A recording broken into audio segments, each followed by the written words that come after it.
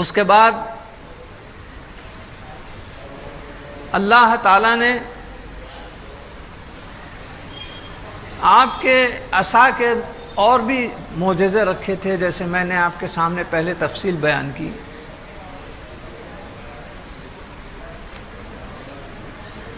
اس میں سے جو ید بیضا کا میں نے ذکر کیا ہے، یہ فرعون کے دربار میں آپ نے بتایا تھا، اور اس کا معجزے کا ایسا اثر ہوا کہ فرعون اور اس کے درباری آپ کو جادوگر سمجھ کے اپنے ملک کے ریاست کے جادوگروں کو دعوت دیے تھے۔ اس کا ذکر بھی قرآن پاک میں ہے۔ یہ سورہ طٰہٰ کی 22 اور 23ویں آیت ہے۔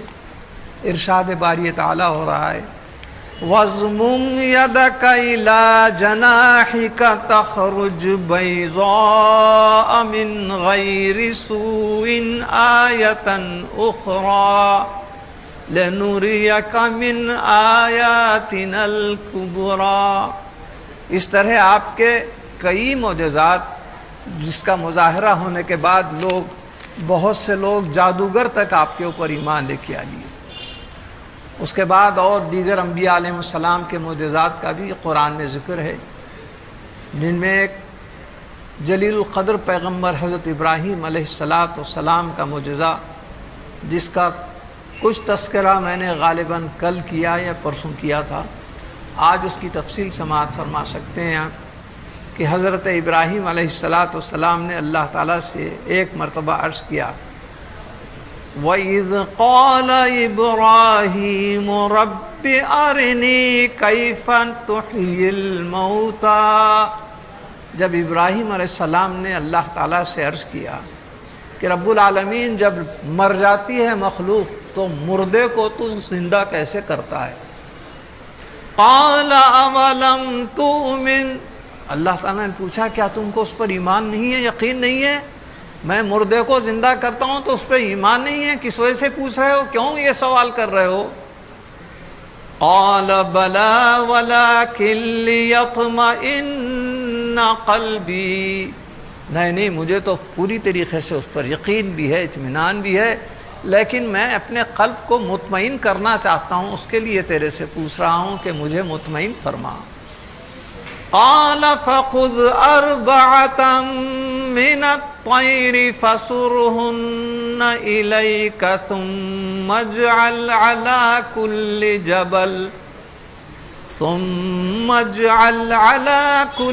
جبل منهن جزءا ثم ادعهن يأتينك سعيا۔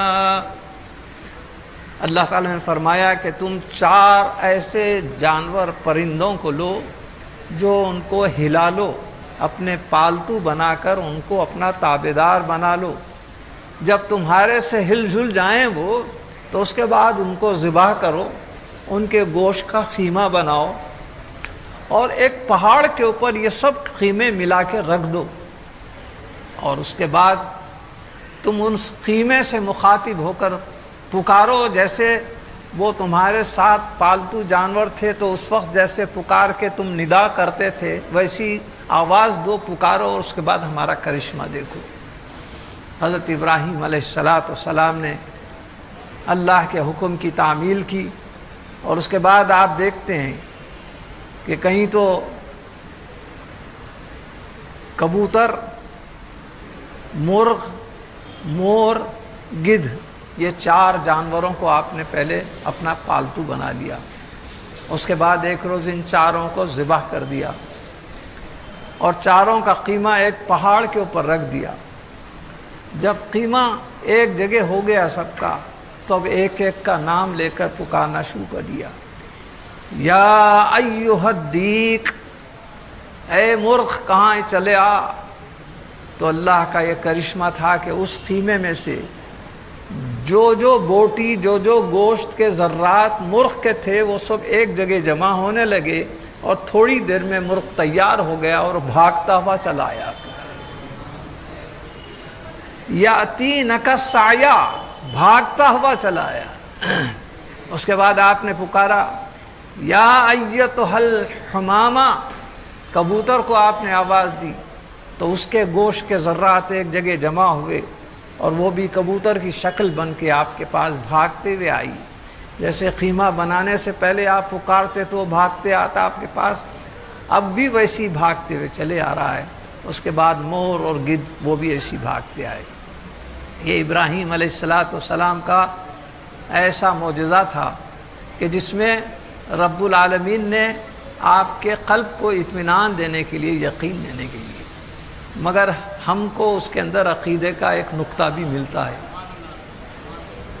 کہ ابراہیم علیہ السلام نے خیمہ بنانے کے بعد دیکھا کہ وہ مردہ ہو گئے ہیں، ان میں کوئی جان باقی نہیں ہے، زندگی کے آثار نہیں ہیں، لیکن اس مردہ گوشت کو آپ پکار رہے ہیں کہ اے کبوتر، اے مرغ، تو اس سے کچھ ثابت ہوتا ہے کہ مردے کو آواز دے کر بلانا جائز ہے۔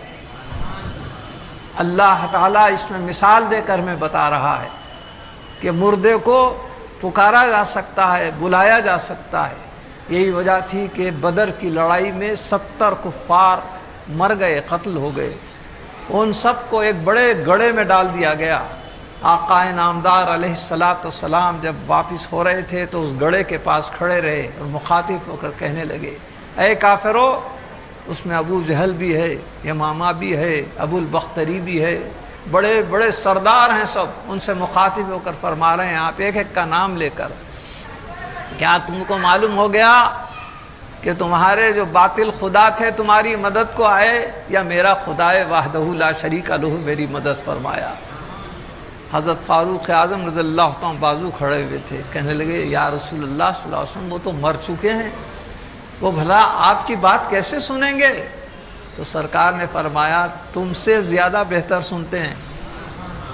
تو معلوم یہ ہوا کہ ہم بھی زیارت قبور میں مخاطب ہو کر کچھ فاتحہ پڑھتے ہیں یا کچھ پکارتے ہیں، کچھ بولتے ہیں، تو یاد رکھیے کہ وہ برابر سنتے ہیں، بلکہ ایک جگہ تو یہ ارشاد فرمایا گیا ہے کہ اگر طی الفراسخ نام ہے اس کتاب کا، جس میں مردوں کی تفصیل بیان کی گئی ہے، لکھا گیا ہے کہ قبر کے اوپر اگر کوئی پرندہ آ کے بیٹھتا ہے تو قبر والا مر کے کتنے بھی دن ہو جائیں، اس کی روح اور جسم میں کچھ ایسا کانٹیکٹ، ایسا ربط رہتا ہے کہ اس پرندے کے بارے میں وہ سب جانتا ہے، اگرچہ کہ قبر میں کئی من مٹی کے نیچے سو رہا ہے، مگر اس کو پتہ چلتا ہے کہ یہ پرندہ کس رنگ کا ہے، یہ مذکر ہے، یہ نر ہے یا مادہ ہے، اس کا تک اس کو احساس ہوتا ہے۔ بہرحال ابراہیم علیہ السلام کا ایک اور ایک معجزہ وہ ہے مقام ابراہیم۔ آدم علیہ السلام کے زمانے میں کعبۃ اللہ کی تعمیر ہوئی تھی، مگر نوح علیہ السلام کا جب طوفان آیا تو کعبۃ اللہ کے تمام آثار بہہ گئے۔ حضرت ابراہیم علیہ السلام کو حکم ہوا کہ کعبے کی تعمیر کرو۔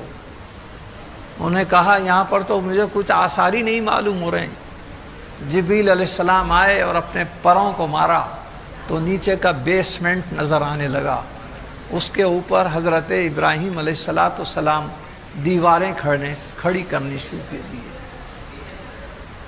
آپ کے صاحبزادے حضرت اسماعیل علیہ السلام آپ کی مدد کرتے ہوئے گارا، پانی، مٹی، کیچڑ، پتھر لا کے دیتے جاتے تھے اور آپ دیوار کو بلند کرتے جا رہے تھے۔ بالآخر آپ اتنی دیوار بلند کر لیے جہاں تک کہ آپ کا ہاتھ جاتا ہے۔ اس کے بعد آپ کو خیال آیا اتنے تو دیواریں اونچی ہمارے گھروں کی بھی ہوتی ہیں، پھر ہمارے بندوں کے گھر میں اور اللہ کے گھر میں کیا فرق ہوا؟ اس کی دیوار تو اور اونچی ہونی چاہیے۔ اپنے صاحبزادے اسماعیل علیہ السلام کو حکم دیا جاؤ جا کے ایک پتھر لے کے آؤ، میں اس پہ کھڑے رہ کے اس کی دیوار کو اونچی کرنا چاہتا ہوں۔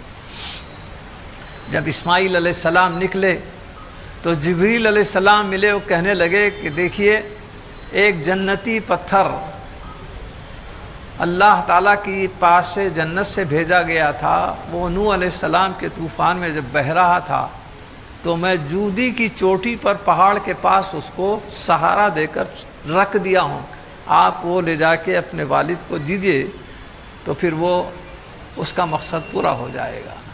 اسماعیل علیہ السلام پتھر لائے اور ابراہیم علیہ السلام کو دیے، اس پر کھڑے ہوئے آپ نے دیوار کو مزید بلند کرنا شروع کیا۔ یہ آپ کا معجزہ کہیے یا اللہ تعالیٰ کا کرشمہ کہ جب آپ کا ہاتھ مزید جہاں تک جاتا ہے آپ نے دیوار کو بلند کر لیا، لیکن اس کے بعد بھی آپ مطمئن نہیں ہوئے اور جی چاہ رہا تھا اس سے بھی زیادہ بلند کرنا چاہیے، تو اللہ تعالیٰ نے اس پتھر میں ایک الاسٹیسٹی، کشش کا ایک جذبہ عطا فرما دیا کہ آپ جتنا ہاتھ اونچا کرنا چاہتے تھے تو وہ پتھر اتنا ہی اونچا ہوتے چلے جاتا تھا، اور جب آپ اترنا چاہتے تھے پھر وہ اپنی اوریجنل ہائٹ کے اوپر چلے آ جاتا تھا۔ اس طرح جب آپ نے پوری تعمیر فرما لی چاروں طرف کی تو اس پتھر نے اللہ تعالیٰ سے عرض کیا، رب العالمین تیرے خلیل کے پاؤں کی قدم بوسی کا شرف مجھے اتنے دنوں سے حاصل ہو رہا تھا، اب میرے پر سے وہ اتر جا رہے ہیں، ان کا کام ختم ہو گیا، میری یہ آرزو ہے کہ تیرے خلیل کی کوئی نشانی میرے سینے میں عطا کر دے تاکہ قیامت تک لوگ میری قدر کریں۔ اللہ تعالیٰ نے اس کو موم کی طرح نرم کر دیا اور ابراہیم علیہ السلام کے فوٹ پرنٹس، نقش قدم اس کے اوپر جم گئے، اسی کو مقام ابراہیم کہتے ہیں۔ اور قرآن میں 2 جگہ اس کا ذکر ہے، سورہ آل عمران میں بھی ہے، سورہ بقرہ میں بھی ہے۔ کہیں تو فرمایا وَاتَّخِذُوا مِن مَقَامِ إِبْرَاهِيمَ مُصَلًّى، اور دوسری جگہ آل عمران میں فرمایا ان اول بیت وضع للناس للذی ببکۃ مبارکا وہدی للعالمین فیہ آیات بینات مقام ابراہیم۔ 2 جگہ مقام ابراہیم کا ذکر فرمایا۔ تو آج اس کو ہمارے حج کے لیے اتنی اہمیت ہو گئی ہے کہ طواف کے بعد جب تک اس کے پاس جا کر واجب الطواف 2 رکعت نماز نہ پڑھیں طواف ہی مکمل نہیں ہوتا۔ یہ حضرت کے معجزے کا نتیجہ ہے کہ آج مقام ابراہیم علیہ السلام کا معجزہ ہے۔ اس کے بعد حضرت زکریا علیہ السلام کا بھی ذکر آل عمران میں ہے۔ حضرت یہ آل عمران جو ہے، یہ عمران نام ہے حضرت بی بی مریم کے والد کا، جن کی بیوی کا نام ہے حنہ۔ بی بی حنہ نے یہ منت مانی تھی مجھے بیٹا ہو جائے تو میں بیت المقدس میں وقف کر دوں گی، اس کو وہیں کے لیے خدمت کے لیے وقف کر دوں گی، لیکن اتفاق سے بیٹا نہیں ہوا بلکہ بیٹی پیدا ہوئی۔ بیت المقدس کی مسجد کے انچارج، سپروائزر، نگران کار حضرت زکریا علیہ السلام تھے، اور یہ اتفاق سے بہن بھی ہوتے تھے بی بی مریم کی۔ تو زکریا علیہ السلام سے کنسلٹ کرنے لگے کہ میں ایسی منت مانی تھی، بیٹا ہو تو میں بیت المقدس کے حوالے کر دوں، لیکن مجھے بیٹی ہوئی ہے، اب کیا کرنا چاہیے، آپ ہی مشورہ دیجیے۔ حضرت زکریا علیہ السلام اپنے جو بھی ممبرز تھے وہاں کے وقف کے، ان سب لوگوں سے کنسلٹ کرنے کے بعد یہ ڈیسائیڈ کیے کہ بچی آج کی چھوٹی ہے، کل کی بڑی ہوگی، بالغ ہونے کے بعد مسجد کے اندر رہنا اس کا موضوع نہیں ہے، لہٰذا ایسی ترکیب نکالنا چاہیے جس میں سانپ بھی مر جائے، لکڑی بھی نہ ٹوٹے، ان کی منت بھی پوری ہو جائے اور ہمارے مقصد کے اندر بھی تکمیل ہو جائے۔ تو بیت المقدس سے ہی اٹیچڈ ایک حجرہ بنایا گیا، بی بی مریم کو اس کے لیے مختص کر دیا گیا۔ اس کو قرآن پاک محراب کا لفظ استعمال کرتا ہے۔ جب حضرت بی بی مریم کو وہاں چھوڑ دیا تو زکریا علیہ السلام جو آپ کے خالو تھے، خیال آیا کہ بچی وہاں پر بھوکی پیاسی ہوگی، اس کے لیے کچھ ٹفن پہنچانا چاہیے، کچھ کھانے پینے کا انتظام کرنا چاہیے۔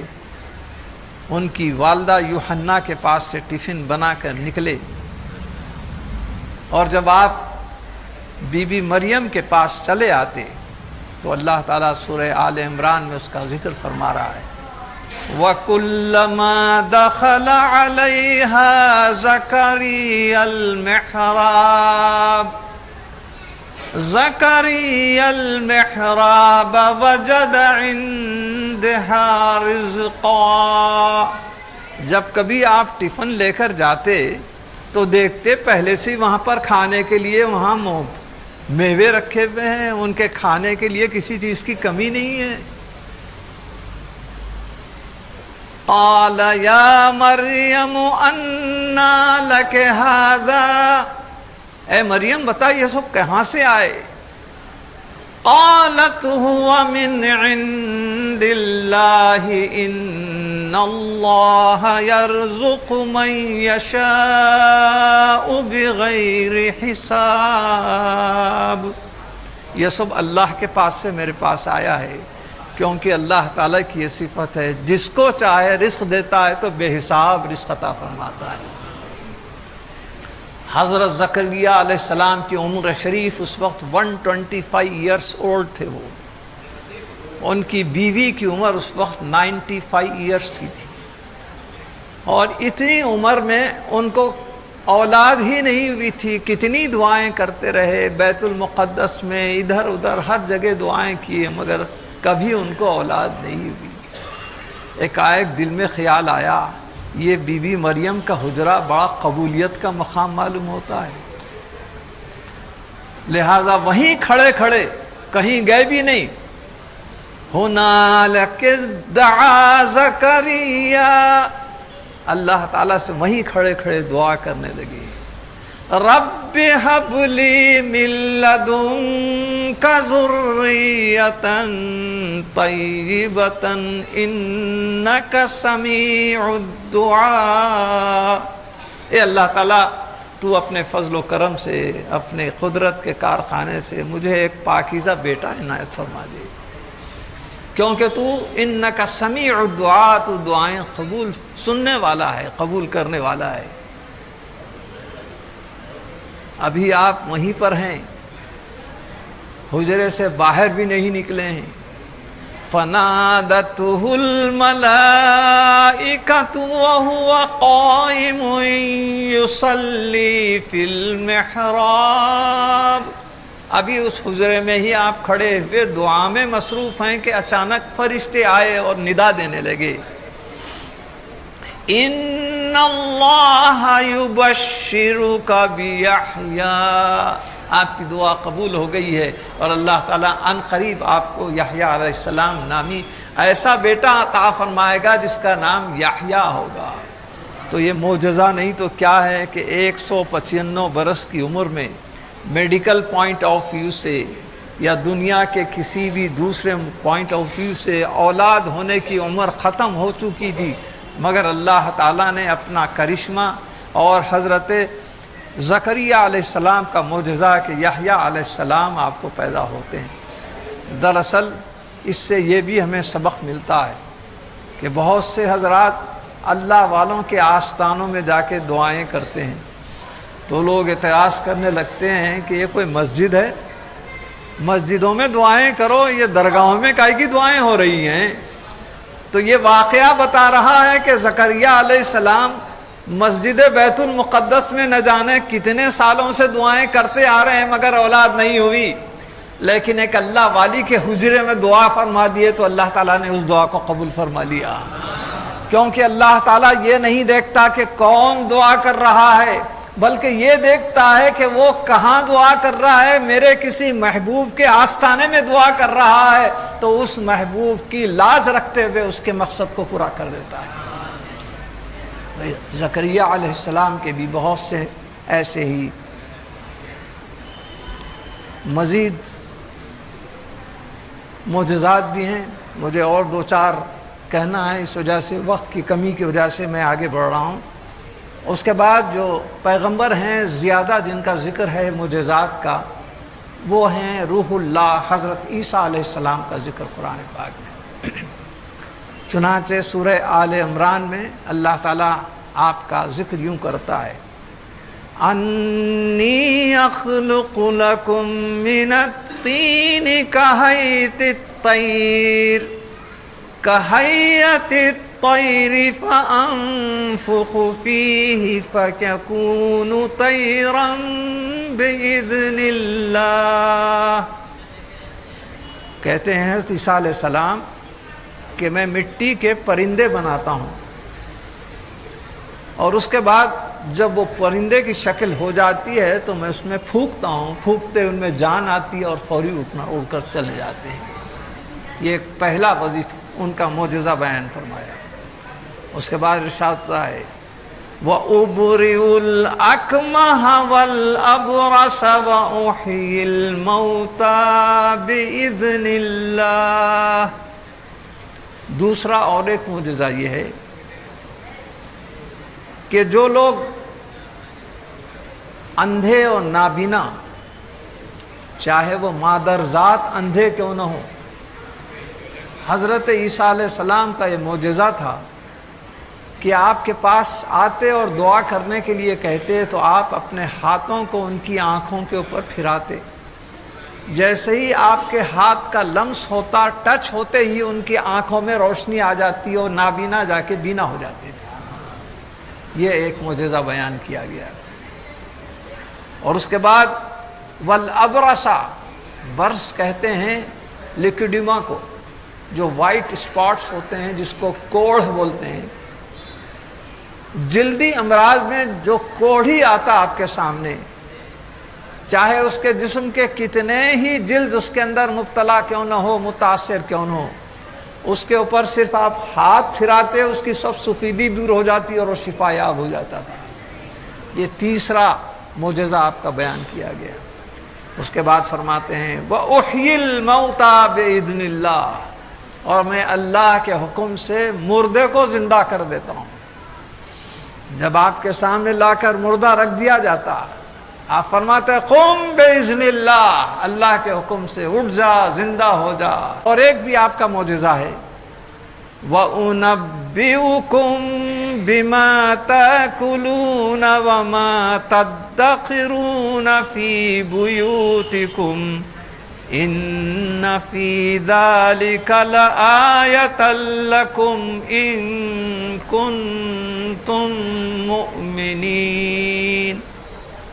دوسرا، اللہ تعالیٰ نے آپ کو ایسا علم دیا تھا، جب مدرسے میں یا مکتب میں کوئی پڑھنے کے لیے بچے آتے ہیں تو ان بچوں کے سامنے آپ فرماتے دیکھو تمہاری ماں نے آج تمہارے گھر میں یہ فلاں فلاں سالن بنایا ہے، یہ طعام تمہارے کو جانے کے بعد کھانا پڑے گا، ہانڈیوں میں یہ طعام رکھا ہوا ہے، یہ مزے مزے کی چیزیں رکھی ہوئی ہیں۔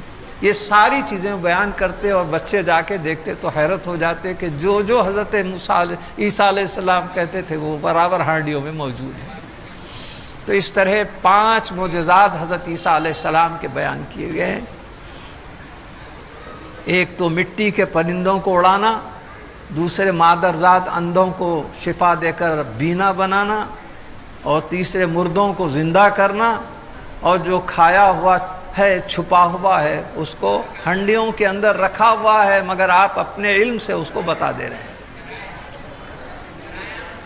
جب آپ کے یہ معجزات دیکھے تو آپ کے دشمن آپ کی جان کے لالے پڑ گئے، کہنے لگے یہ تو ایسا جادوگر ہے جس کو جتنا جلدی ہوا ختم کر دینا چاہیے۔ عیسیٰ علیہ السلام کے دشمن آپ کی تلاش میں تھے کہ کس وقت آپ کو قتل کیا جائے۔ ایک روز انہوں نے سازشی منصوبہ بنایا۔ ایک شخص جس کا نام تتیانوس بتایا جاتا ہے، اس کو کچھ روپیے دیے گئے اور کہا گیا کہ تم اگر عیسیٰ علیہ السلام کو قتل کر دو تو یہ پیسے بیانے کے طور پر ہیں، بعد میں تم کو مزید رقم عطا کی جائے گی۔ جیسے کہ آج کل سازشیں ہوتی ہیں قتل کی، ویسی سازش ہو گئی۔ تتیانوس اس کمرے کے پاس آیا جس کے اندر حضرت عیسیٰ علیہ السلام موجود تھے۔ پہلے تو اس کے دل پہ خوف ہو رہا تھا کہ اندر جاؤں یا نہ جاؤں، انتظار کر رہا تھا کہ باہر آئیں تو میں فوری خنجر نکال کے قتل کر دوں گا، لیکن حضرت عیسیٰ علیہ السلام کتنی دیر تک باہر نہیں آئے۔ تو بآخر اس کے ساتھیوں نے کہا رے کب تک انتظار کرتا، جا تو اندر جا کے قتل کر کے آ، تو اتنا قوی ہے، طاقتور ہے، ایسا ہونے کے باوجود ڈر رہا کیوں، جا کے ان کو قتل کر کے آ جا۔ وہ فوری اندر گیا۔ اللہ تعالیٰ اس وقت حضرت عیسیٰ علیہ السلام کا معجزہ کہیے یا اللہ تعالیٰ کی طرف سے کرشمہ کہیے، جبریل علیہ السلام آئے اور اس کے بعد لوگ بہت دیر تک انتظار کیے کہ یہ گیا اندر مگر باہر نہیں آ رہا ہے۔ اندر داخل ہوئے تو وہ شخص باہر نکل رہا تھا، اور اللہ کی عجیب مہربانی تھی کہ اس شخص کو تطیانوس کو اللہ تعالیٰ نے اس کے چہرے کو بالکل عیسیٰ علیہ السلام کے جیسا بنا دیا۔ جب یہ باہر نکلا تو یہ لوگ سمجھے کہ ہمارے آدمی کوئی مار کے عیسیٰ علیہ السلام باہر نکل رہے ہیں، لہٰذا ان کو قتل کر کے سولی پہ چڑھا کے ختم کر دیا۔ مگر ادھر اللہ تعالیٰ نے غیبی انتظام یہ کیا تھا، جبریل علیہ السلام کو بھیجا اور حضرت عیسیٰ علیہ السلام کو اوپر اٹھا لیا۔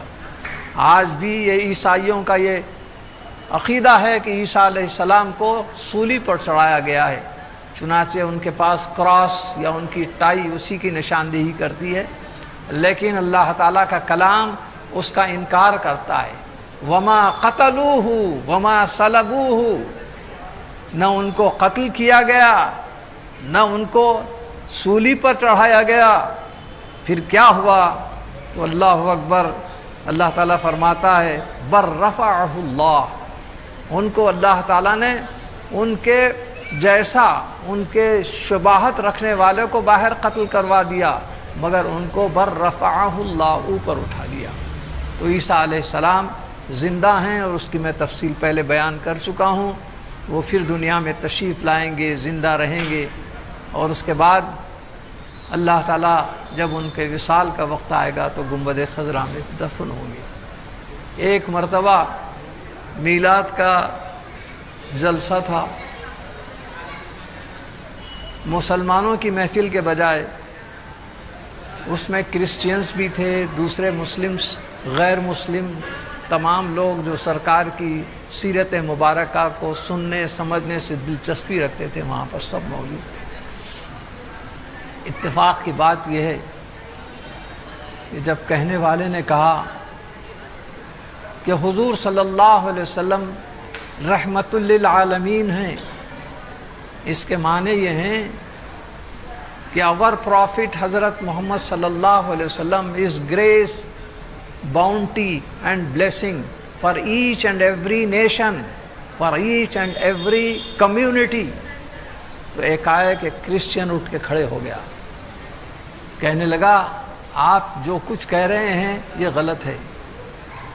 اگر آپ کا کہنا صحیح ہوتا تو آج دنیا میں مسلمانوں کی تعداد اکثریت میں رہتی تھی، لیکن آج کرسچینز کی تعداد زیادہ ہے، لہٰذا آپ کے پیغمبر آپ کے ہو سکتے ہیں، رحمت ہمارے لیے رحمت نہیں ہو سکتے۔ مقرر جو اللہ والے تھے انہوں نے ایک ایسا پیارا نقطہ دیا، کہتے ہیں کہ انہوں نے سوال کیا تو جواب دینے والا کرسچین کہنے لگا کہ ایسی بحث مباحث سے کوئی چیز یقین نہیں کی جا سکتی، آپ کانکریٹ پروف دیجئے۔ یہ سائنٹیفک پیریڈ ہے، اس سائنٹیفک ایرا میں آپ سائنس کا کوئی ایسا ثبوت پیش کیجئے جس سے ہم قائل ہو جائیں۔ تو انہوں نے پوچھا اچھا یہ بتلاؤ کہ تمہارے پیغمبر بیچلر تھے یا میریڈ تھے؟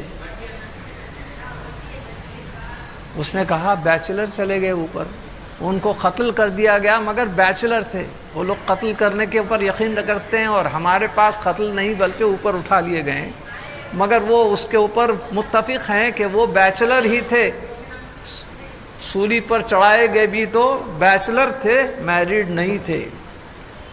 تو اب کہنے والے اللہ والے مقرر نے مدلل جواب دیتے ہوئے فرمایا every follower of every prophet has to follow the footsteps of his prophet.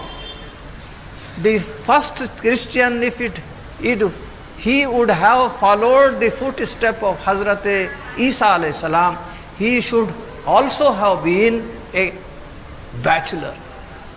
Urdu میں اس کی تفسیر سناتا ہوں۔ وہ کہہ رہا ہے کہ ہر امتی کو اپنے پیغمبر کے سنت پہ عمل کرنا لازمی ہے، لہٰذا کرسچینس یہ جب جانتے ہیں کہ کرائسٹ یعنی عیسیٰ علیہ السلام بیچلر تھے تو ان کے پہلے فالوور کو چاہیے تھا کہ وہ بھی بیچلر رہے اور شادی نہ کرے۔ اس طرح جب پہلا کرسچین وہ بیچلر رہے گا تو دنیا میں اتنے سب کرسچینس آپ کو نظر ہی نہیں آتے تھے۔ دراصل یہ اپنے کو کرسچینس کہتے ہیں، مگر یہ ہمارے آقا کا قول ہے اور ارشاد حدیث کے النکاح من سنتی، نکاح ہمارے سرکار کی سنت ہے، اس پر عمل کر رہے ہیں اور اتنی بہتات اور اکثریت میں پیدا گئے ہیں، لہذا سرکار کی رحمت تمہارے اوپر بھی ہے۔ تو اس طریقے سے حضور صلی اللہ علیہ وسلم کی رحمت کو آفاقی اور ہمگیری ثابت کرنے کے لیے انہوں نے بڑی اچھی دلیل دی تھی۔ تو اس طرح حضرت عیسیٰ علیہ السلام کی آپ کے سامنے میں نے تفصیل بیان کر دی، جس میں اللہ تعالیٰ فرماتا ہے وما قتلوہ وما صلبوہ ولکن شبہ لہم، ان میں آپ کے ایک مشابہ شخص کو سولی پر چڑھایا گیا، آپ تو اللہ کے پاس اٹھا لیے گئے۔ اس کے بعد حضرت صالح علیہ السلام کا ذکر آتا ہے۔ یہ قوم سمود کے پیغمبر تھے۔ ایک بات یاد رکھیے کہ دنیا میں ہر دور میں کوئی نہ کوئی آرٹ، کوئی نہ کوئی فن جب ترقی کرتا ہے تو اللہ تعالیٰ اس زمانے کے پیغمبر کو ایسا فن میں کمال عطا فرماتا ہے کہ اس قوم کا فن اس کے سامنے بالکل معمولی بن جائے، ہیچ بن جائے۔ چنانچہ صالح علیہ السلام کے زمانے میں اسکلپٹر بنانا، یعنی پہاڑوں کو تراش کے محلات بنانا یا انسانی شکل کا کوئی بت بنانا، اسٹیچو بنانا، اس فن میں لوگ کمال رکھتے تھے۔ تو اللہ تعالیٰ نے صالح علیہ السلام کو جو معجزہ عطا فرمایا وہ یہ کہ ایک خوبصورت چٹان تھی۔ آپ کی قوم نے آپ سے مطالبہ کیا کہ اگر آپ واقعی ہم جو مطالبہ کر رہے ہیں وہ معجزہ بتاؤ تو ہم آپ پر ایمان لائیں گے۔ آپ نے فرمایا بتاؤ کیا ہے؟ کہا کہ اس چٹان، اس چھوٹے سے پہاڑ کو، اس کے اندر سے ایک ایسی اونٹنی نکالیے جو گاب رہے اور نکلنے کے بعد بچہ بھی دے تو ہم آپ کے دین کے اوپر ایمان لا لیتے ہیں۔ اللہ تعالیٰ نے صالح علیہ السلام کو حکم دیا ہے کہ آپ اپنی انگلی سے شق کیجئے۔ وہ چٹان شق ہوئی اور اندر سے واقعی ایک زندہ اونٹنی نکلی۔ جو یہ بتانا مقصود تھا کہ تم سب لوگ اسٹیچوز بناتے ہو جس میں جان تو نہیں رہتی، مگر میرے پیغمبر کا یہ معجزہ ہے کہ وہ جب چٹان میں سے کچھ نکال رہے ہیں تو جاندار اونٹنی نکال رہے ہیں۔ اور واقعی وہ حاملہ تھی، اس نے بچہ دیا۔ اور اس اونٹنی کی ایک خاصیت تھی کہ اس گاؤں میں جتنے بھی پانی کا ایک بڑا تالاب جیسا تھا تو ایک دن میں وہ پورا تالاب کا پانی پی لیتی تھی۔ اور صالح علیہ السلام فرماتے ایک دن وہ پانی اونٹنی کے لیے اور دوسرے دن تم استعمال کرنا، دوسرے دن اونٹنی اس کو استعمال نہیں کرے گی، کیونکہ اونٹنی کے اندر یا اونٹ کے اندر اللہ تعالیٰ کچھ ایسے تھیلیاں رکھتا ہے کہ دو دو چار چار دن تک کے بغیر پانی پیے کہ وہ ریگستان میں چلتے رہتے ہیں۔ یہ اللہ تعالیٰ کا عجیب کرشمہ ہے۔ تو وہ اتنا پانی پی جاتی تھی تو دوسرے دن پورے دیہات والوں کو پینے کا حکم ہوتا تھا۔ لیکن جیسا آپ جانتے ہیں جہاں پر ایمان لانے والے ہوتے ہیں وہاں پر مخالفین بھی ہوتے ہیں۔ تو ایک حرامی شخص تھا جس کا نام خدار بن صالح بتایا جاتا ہے، وہ کہنے لگے کہ ہمارا پانی پی کر یہ اونٹنی ہم کو پیاسی بنا رہی ہے، لہٰذا بہتر ہے اس کا خاتمہ کیوں نہ کیا جائے۔ اس کے چاروں پاؤں کو کاٹ دیا گیا اور اس کے بعد اس کو ذبح بھی کر دیا گیا۔ اور اس کے بعد اللہ تعالیٰ اتنے خفا ہو گئے کہ ایک بہت بڑا زلزلہ آیا عذاب کی شکل میں۔ اور عالم یہ تھا کہ جب زلزلہ آیا تو جتنے لوگ اس بستی کے رہنے والے تھے صبح میں دیکھے تو اوندھے پڑے ہوئے تھے اور سب کے مردے لاشیں پڑی ہوئی تھیں۔ اس طریقے سے حضرت صالح علیہ السلام کا یہ معجزہ اونٹنی کا بھی پیغمبروں کے معجزوں میں ایک معجزہ ہوتا ہے، اور معجزوں کا اگر انکار کیا جائے تو ایسی صورت میں اللہ تعالیٰ کی طرف سے عذاب نازل ہوتا ہے۔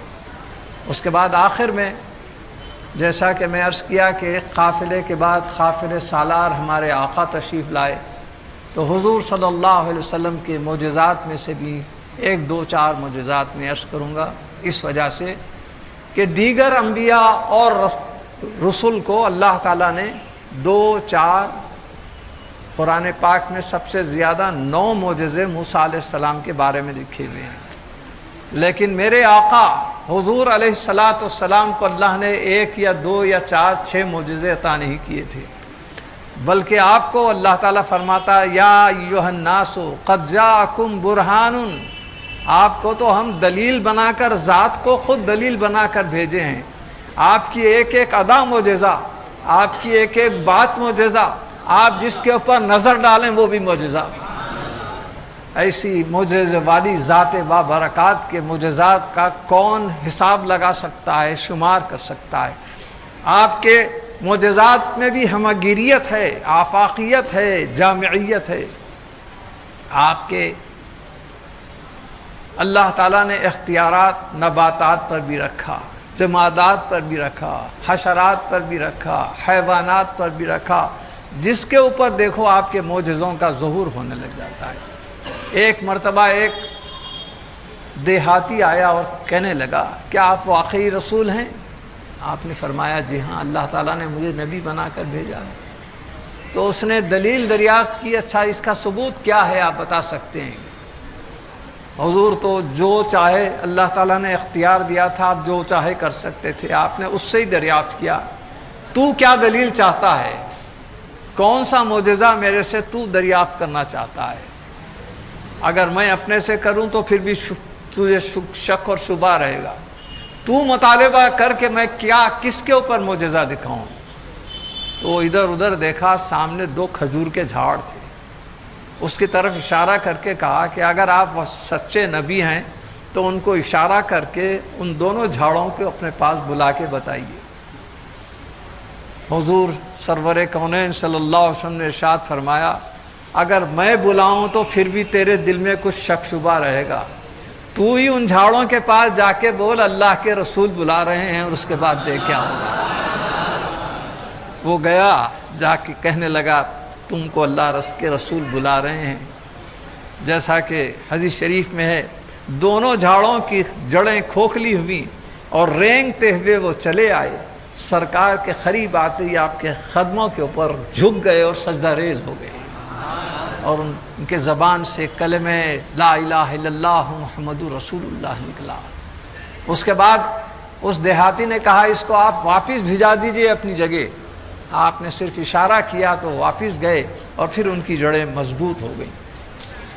یہ جو کلمہ پڑھنے والے جھاڑ ہیں، آج بھی ان کا ثبوت یہ ہے کہ ان کے جو کھجور ہوتے ہیں، اللہ کرے کہ آپ میں سے بہت حضرات تشریف لے گئے ہوں گے، اور جو نہیں گئے ہیں تو اللہ تعالیٰ عمر میں 1 مرتبہ کم از کم مکہ معظمہ مدینہ منورہ میں حاضری کا شرف حاصل ہو، ہر ایک کو ملے۔ تو وہاں ایک ایسا کھجور ہوتا ہے جس کا نام ہی کلمی کھجور ہے، اور آپ ایکچولی دیکھ سکتے ہیں جیسے لا کھینچا ہوا، الہ پورے ایک ساتھ نہیں ملیں گے مگر الگ الگ، محمد کی شکل بھی بنی ہوئی رہے گی، رسول کی شکل بھی بنی رہے گی، اور اگر آپ جوڑ کر دیکھیں تو کلمہ معلوم ہو جائے گا۔ آج بھی کلمی کھجور موجود ہے وہاں پر، جو سرکار کے اس معجزے کا ثبوت ہے، موجود ہے۔ اس کے بعد اس دیہاتی نے کہا اب تو میں تسلیم کر لیا کہ آپ واقعی اللہ کے نبی ہیں، رسول ہیں، لہٰذا میں اب آپ کو سجدہ کرنا چاہتا ہوں، اجازت دیجیے۔ آپ نے فرمایا اللہ تعالیٰ نے میری شریعت میں مجھے سجدہ کرنا، کسی غیر خدا کو سجدہ کرنا حرام قرار دیا ہے، لہٰذا میں تو سجدے کی اجازت نہیں دوں گا۔ اسی میں یہ بھی حضور نے فرمایا اگر میں سجدے کی اجازت کسی کو دیتا تو بیوی کو دیتا کہ شوہر کو سجدہ کرے، کیونکہ شوہر کا مقام اتنا محترم ہے، لیکن چونکہ میری شریعت میں سجدہ حرام ہے لہٰذا اس کی بھی میں اجازت نہیں دیتا۔ اس کے بعد اس نے کہا اچھا کم از کم آپ کے قدموں کو چوم لینے کی تو اجازت دیجیے۔ آپ خاموش بیٹھ گئے اور وہ آقائے دو جہاں کے دونوں قدموں کو دل بھر کر چوم لیا۔ دیکھیے واقعہ معجزہ اپنی جگہ ہے، مگر یہاں بھی ایک عقیدے کا نقطہ نکلتا ہے۔ عام طور پر لوگ کسی بزرگ کے بارگاہ میں درگاہ میں کسی کو جھکاتے ہوئے دیکھتے ہیں تو کہتے ہیں یہ شرک ہے، یہ حرام ہے، یہ نعوذ باللہ کفر ہے۔ لیکن یہاں معلوم یہ ہو رہا ہے کہ اگر کسی کو سجدے کی نیت سے، عبادت کی نیت سے سامنے جھکیں تو یقیناً وہ حرام ہے، لیکن کوئی تعظیم کی خاطر جھک رہا ہے اور پائے اقدس کو بوسہ لے رہا ہے تو سرکار نے خود اس کی اجازت دے دی ہے۔ لہٰذا آج کل جو جھگڑے اور بحث مباحثے ہیں وہ تعظیم اور تعبد میں کیا فرق ہے اس سے لوگ واقف نہیں ہیں، اس وجہ سے یہ تمام جھگڑے پیدا ہو جاتے ہیں۔ سرکار دو عالم صلی اللہ علیہ وسلم کے کتنے آپ کے سامنے معجزے بیان کیے جائیں۔ آپ نے موسیٰ علیہ السلام کا معجزہ سنا کہ انہوں نے صرف لکڑی ماری تو 12 چشمے جاری ہو گئے، مگر آپ جانتے ہیں کہ سرکار 1400 صحابہ کے ساتھ مدینے سے احرام پہنے ہوئے نکلے تاکہ عمرہ کریں۔ کفار کو معلوم ہوتے ہی وہ آئے اور روک دیے کہ آپ اس سال آپ کو عمرہ کرنے ہم نہیں دیں گے۔ جس جگہ آپ کو روکا گیا اس کا نام ہے حدیبیہ۔ وہاں حدیبیہ میں چند روز جب سب لوگ ٹھہر گئے صحابہ کرام، تو وہاں پر پانی نہ پینے کے لیے ہے، نہ نہانے کے لیے ہے، نہ پکانے کے لیے ہے۔ صحابہ حاضر ہوئے، عرض کرنے لگے یا رسول اللہ صلی اللہ علیہ وسلم، ہم اس جنگل میں ریگستان میں بھلا کیسے زندہ رہیں گے؟ بغیر پانی کے انسان تو زندہ ہی نہیں ہو سکتا۔ آپ نے فرمایا ایک آدھ پیالی میں پانی ہے، تو واقعی ایک پیالی بھر پانی آپ کے سامنے لا کے رکھ دیا گیا۔ میرے آقا حضور صلی اللہ علیہ وسلم نے اپنے دست اقدس کی 5 انگلیوں کو اس میں ڈبو دیا، اور اس کے بعد تھوڑی دیر میں صحابہ کرام نے دیکھا کہ پنجاب رحمت اس ایک پیالی کے اندر سے نکل رہے ہیں۔ ایسا معلوم ہو رہا ہے کہ بس ایک سمندر ہے کہ پانی بہتا چلے جا رہا ہے۔ لوگ ہیں کہ اس کو پینے کے لیے بھر لے رہے ہیں اپنے برتنوں میں، کوئی نہانے کے لیے لے رہا ہے، کوئی اسٹور کرنے کے لیے لے رہا ہے۔ تو حضرت موسیٰ علیہ السلام کو تو لکڑی کی ضرب لگانے کی ضرورت تھی، یہاں تو صرف انگلیوں میں اللہ تعالیٰ نے وہ مشورہ دے دیا ہے۔ صرف انگشت مبارک کے اندر یہ معجزہ ہے کہ اس سے پنجاب رحمت ہیں کہ جاری ہوتے چلے جا رہے ہیں۔ حضور صلی اللہ علیہ وسلم خود دراصل آفتاب، دلیل آفتاب کے طور پر آپ کی ذات اقدس خود ایک ایسی معجزہ نما ذات تھی، اعجاز نما ذات تھی کہ کتنے معجزات آپ کے بیان کریں۔ آخر میں ایک معجزہ بیان کر کے اپنی بات ختم کرتا ہوں۔ مشہور معجزہ آپ نے کئی مرتبہ سنا ہوگا کہ ابو جہل آپ کا بڑا دشمن اور آپ کی ہر بات کی مخالفت کرتا تھا۔ آپ کو نبی تسلیم نہ کرنے کے لیے جتنے ثبوت ہو سکتے ہیں مہیا کرتا تھا۔ ایک روز اپنی مٹھی میں کچھ کنکریاں چھپائے ہوئے آیا اور کہا یا محمد صلی اللہ علیہ وسلم، بتاؤ میرے ہاتھ میں کیا چھپا ہوا ہے؟ اگر تم نبی ہیں تو نبی کو چھپی ہوئی بات معلوم ہوتی ہے، میرے ہاتھ میں چھپی ہوئی کیا چیز ہے بتاؤ۔ دیکھیے اس کے جملے کے اندر ایک بڑا عقیدے کا نقطہ مل رہا ہے کہ وہ یہ تو یقین رکھتا ہے کہ جو نبی ہوتا ہے چھپی ہوئی بات سے واقف ہوتا ہے، لیکن ہمارے ہی بھائیوں میں بہت سے ایسے لوگ ہیں سرکار کو نبی تو مانتے ہیں مگر نبی کی جو صفت ہے چھپی ہوئی چیز سے واقف ہونا اس کے قائل نہیں ہیں۔ حضور آقا نامدار صلی اللہ علیہ وسلم نے ارشاد فرمایا اے ابو جہل، تو اپنے ہاتھ میں چھپی ہوئی کنکریوں کے بارے میں مجھ سے پوچھ رہا ہے کہ کیا ہے؟ بہتر یہ ہوگا کہ اپنے ہاتھ کی کنکریوں سے پوچھ کے میری شان کیا ہے۔ کنکریوں نے کہا لا الہ الا اللہ محمد الرسول اللہ، سرکار کی شان بیان کرنی شروع کر دی۔ اس کو اتنا غصہ آیا کہ اپنے ہاتھ میں کی کنکریوں کو اٹھا کے سرکار پر پھینک دیا تاکہ حضور کو مار لگے، لیکن سرکار کی حفاظت تو اللہ فرشتے کر رہے ہیں، اللہ تعالیٰ کر رہا ہے۔ وہ کنکریاں آپ کے قدموں میں آ کے گر گئے۔ یہ معجزہ اپنی جگہ ہے، مگر اس میں دیکھیے عقیدے کے کتنے نکات نکلتے ہیں۔ نگاہ مصطفیٰ کی تاثیر یہ ہے، حضرت عیسیٰ علیہ السلام نے بھی مردوں کو زندہ کیا، اس مردہ جسم میں پہلے جان تھی.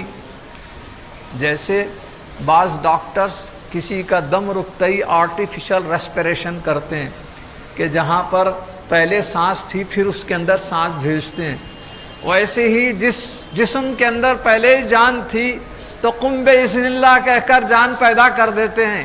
مگر یہاں تو کنکریوں کے اندر جان ہی نہیں تھی، بے جان کنکریوں کے اندر سرکار کی نظر کا طفیل یہ ہے کہ بے جان کنکریوں میں جان پیدا کر دی. جب جان پیدا کرتی تو اللہ تعالیٰ نے جان میں آنے کے بعد جاندار کنکریوں کو زبان بھی عطا فرما دی. زبان ایمان کی بات بھی کر سکتی ہے، کفر اور شرک کی بات بھی کر سکتی ہے، مگر سرکار کی نظر کا کیا صدقہ اور طفیل ہے. جان بھی دی تو جان کے بعد جو زبان دی تو وہ بھی ایمان کی زبان عطا فرما دی. لا الہ الا اللہ محمد رسول اللہ کے الفاظ نکل رہے ہیں. اور ظاہر ہے اس سے ہم کو یہ بھی ثبوت مل رہا ہے کہ دیکھو جس طرح کنکریاں ابو جہل کے چنگل میں گرفتار ہو گئے اور سرکار دو عالم کا کلمہ پڑھے تو ان کو ابو جہل کی مٹھی سے آزادی مل گئی. ہم بھی کسی کے قبضے میں کسی کے دستے میں گرفتار ہو جائیں اس وقت کلمہ پڑھو تو ہم کو بھی اللہ تعالیٰ آزادی عطا فرماتا ہے. اور سب سے آخری بات یہ کہ وہ کنکریوں کو پھینکتا ہے تو یہ کنکریوں کے قسمت یہ ہیں کہ وہ جا کے گرتے ہیں کہاں پر؟ تو قدم مصطفیٰ میں جا کے گرتے ہیں. تو جو کلمہ پڑھتا ہے اس کے نصیب ہی یہ ہیں ان کے معراج کے وہ نور خدم تک پہنچے اور اپنی معراج کے ہم ان کے قدم تک پہنچے. اللہ تعالیٰ سے دعا ہے کہ رب العالمین ہماری اس محفل پاک کو قبول فرمائے. ہمارے اس محفل میں جتنے بھائیاں موجود ہیں اللہ تعالیٰ ان کے دینی دنیاوی جائز مقاصد مرادوں کی تکمیل فرما دے. رب العالمین سرکار دو عالم صلی اللہ علیہ وسلم کے فیض و برکات سے ہمیں مالا مال فرما دے. اس ماہ مبارک میں جو عبادتیں ہم گزار رہے ہیں تیرے شایان شان نہیں ہیں مگر ہماری ٹوٹی پھوٹی عبادتوں کو قبول فرما لے. تو اپنے فضل و کرم اور اپنے محبوب صلی اللہ علیہ وسلم کے صدقے میں اس کو قبولیت کا درجہ عطا فرما. ہمارے گناہوں کو معاف فرما دے، ہمارے خطاؤں کو درگزر فرما دے، ہمارے ایمان کی قوت میں اضافہ فرما دے اور ہمارے قلوب میں محبت مصطفیٰ کا ایسا چراغ روشن فرما دے اسی روشنی میں ہم زندہ رہیں. قبر میں بھی یہی روشنی کام آئے، حشر میں بھی یہی روشنی کام آئے. وصلی اللہ تعالی علی خیر خلقہ نور عرشہ سیدنا محمد و آلہ و اصحابہ اجمعین والحمد للہ.